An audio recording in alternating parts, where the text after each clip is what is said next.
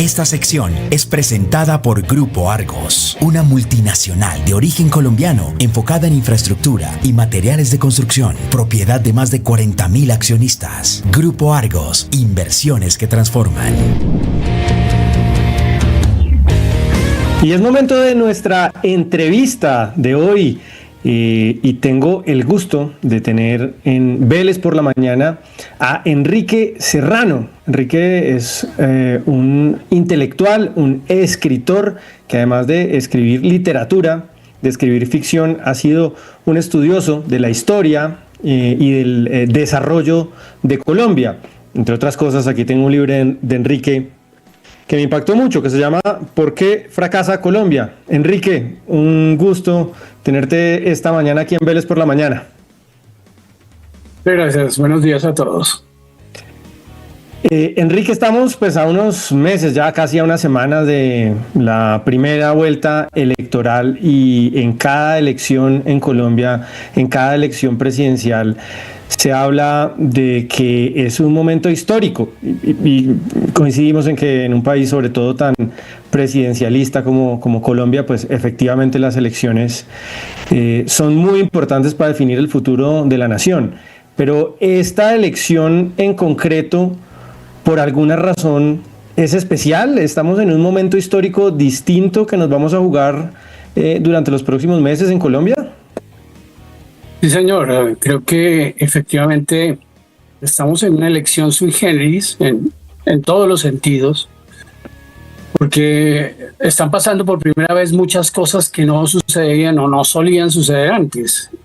Por ejemplo, los candidatos estaban como en igualdad de condiciones, el apoyo que recibían del gobierno saliente era, digamos, indirecto o tácito cuando era el caso.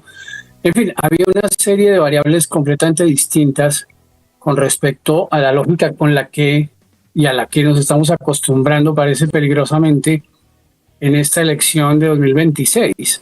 Ya desde el año pasado sabíamos que esto iba a ser pues muy candente, muy distinto a como suelen ser las elecciones normales en Colombia, y que predominaría de un modo evidente pues el gusto que determinada persona o personas tienen por unos candidatos o por otros, en una especie de lucha limpia y sin prejuicios. Pero no es el caso, y precisamente por eso estamos hablando esta noche.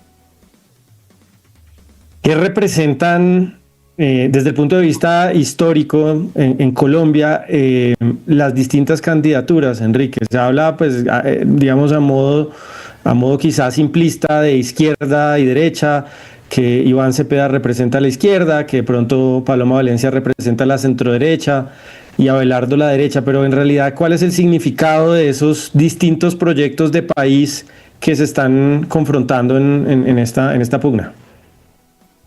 Pues es que si perteneciéramos a unas sociedades que tuvieran una tradición en donde efectivamente el respeto de las acciones políticas y de las ideas fuera una tradición larga, pero no lo es. En muchos sentidos, Colombia es novata, diríamos ingenua, en participaciones políticas que tienen un sesgo ideológico tan marcado. No se trata solamente de izquierda, se trata de candidatos que pertenecen al marxismo-leninismo, que tienen ideas muy radicales frente a otras versiones del mundo cuya naturaleza todavía no está precisada. Es más, si la izquierda, o por lo menos esta izquierda tan radical, es nueva en las elecciones colombianas, aunque hayan participado izquierdas en muchas elecciones anteriores, también lo es la derecha, que en buena medida no tiene experiencia sobre qué significa ser de derecha o de extrema derecha, como dicen algunos, o de centro derecha, en fin.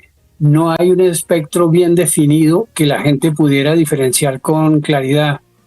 Y en ese enredo, en esa, digamos, confusión, es en la que se están realizando peligrosamente estas elecciones de 2026. Enrique, ahorita usted mencionaba un término que es marxismo-leninismo. Al candidato oficialista, al señor Iván Cepeda, se le señala y me parece que no de manera explícita, él tampoco lo niega, como perteneciente a esta corriente de pensamiento. Y parece que, contrario a lo que uno pudiera creer, no es una carga, no es un pasivo que se le señale como un marxista-leninista o como alguien incluso cercano al comunismo. Y por la historia de estas ideas políticas uno creería que debiera ser así. ¿Por qué no, en Colombia no es o dejó de ser, de tener esa connotación negativa, digamos, la adscripción o la cercanía a ese tipo de ideas? Pues porque la inmensa mayoría de la gente no entiende lo que es el marxismo-leninismo, porque no tienen pues ni el conocimiento histórico ni la experiencia para ser gobernados por una naturaleza de un gobierno de ese partido o una tendencia marxista-leninista. Es una paradoja incluso que el Partido Comunes se proclame marxismo-leninismo considerando que es enemigo de toda democracia. Es decir, el marxismo-leninismo no es democrático y además lo acepta dentro de sus estatutos. Por tanto, la primera confusión que habría que despejar es la de que el marxismo-leninismo es una ideología como las otras. No, es la disolución de las instituciones democráticas y de la separación de poderes y todos los factores que tradicionalmente marcan lo que llamamos un ideario democrático.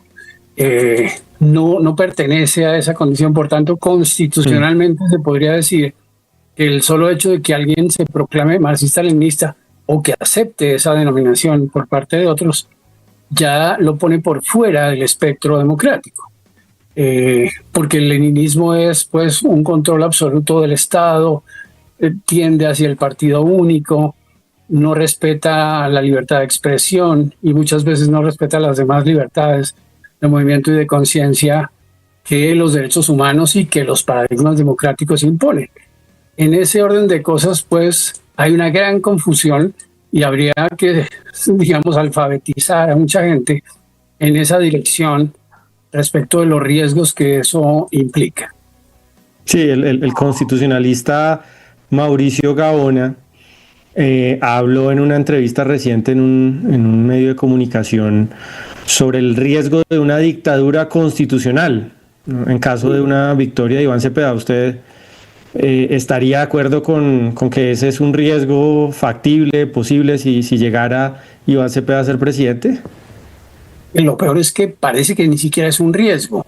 Sería una realidad pues inabordable y fatídica, pues, que se impondría considerando el hecho de que no solo no piensa respetar las leyes como están establecidas, ni la Constitución, nada de eso, sino que quiere refundar una suerte de hiperpresidencialismo que pues rebate por completo los conceptos que tenemos sobre la democracia y sobre todo lo demás que debía regir o que debe regir a una nación tan grande como la nuestra. Le propongo que nos pasemos al lado contrario, al lado de la derecha y la centroderecha. Hay dos campañas fuertes con posibilidades reales de llegar al poder en agosto, que son la de Abelardo de la Espriella y Paloma Valencia. Hay quienes dicen que estamos ante una confrontación entre la derecha tradicional y una derecha, dependiendo de si les gusta o no, una derecha popular o una derecha populista. ¿Usted ese análisis lo comparte? ¿Estamos entre esa confrontación entre nuevas derechas, quizá populistas, y viejas derechas más tradicionales? No, yo no estoy de acuerdo, pues tengo mi propia visión sobre... A mí me parece que la derecha, como doctrina plena, es bastante imprecisa en Colombia.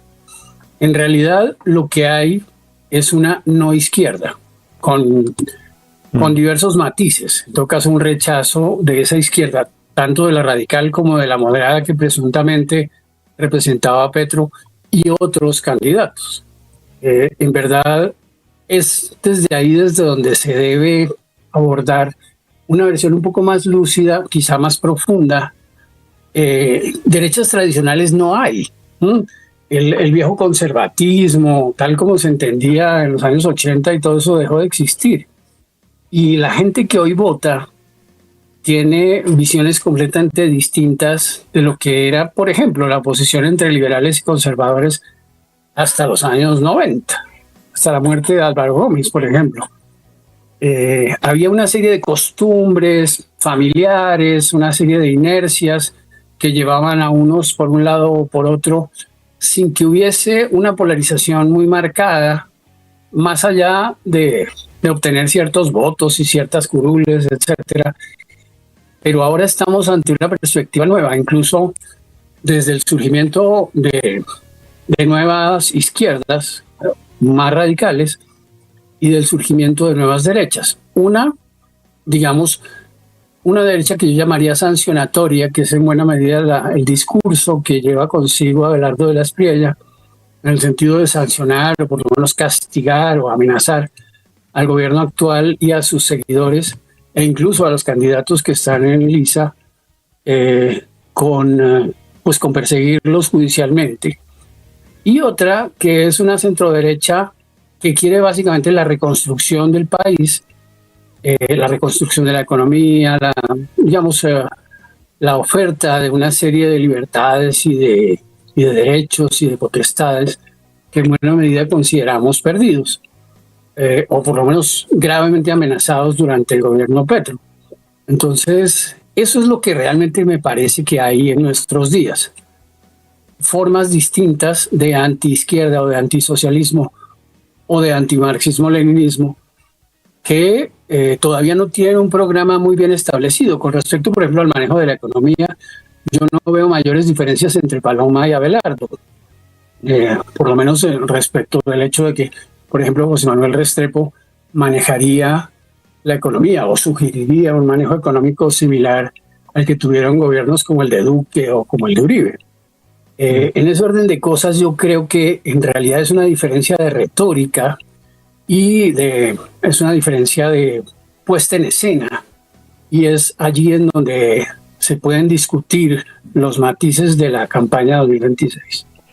Y el eje, digamos, de los valores morales o incluso religiosos, Enrique, porque eso se puso muy en la discusión de manera muy aguda, sobre todo con la llegada de Juan Daniel Oviedo a la fórmula vicepresidencial de Paloma Valencia, y algunos sectores que están cerca de Abelardo pues lo ven con recelo, por sus, digamos, por sus posiciones, también por su vida privada. Sí, evidentemente algunos representan algo más parecido a lo que ellos son. O sea, Paloma presenta una visión parecida a la que ella tiene y ha tenido como congresista, como senadora, de la familia y de la sociedad. Juan Manuel Oviedo también. Abelardo es un outsider. Abelardo es un recién llegado a la política y quiere jugar justamente esa carta de recién llegado, considerando que esa derecha, digamos, conservadora, legitimista, garantista, pues todavía no se veía claramente representada y sin duda pega en unas zonas de la sociedad. Pero yo creo que eso es más bien, como digo, la puesta en escena. En sustancia, la diferencia entre el uno y el otro no es tan grande y parece que incluso les permitiría hacer una coalición dadas las circunstancias de la primera vuelta.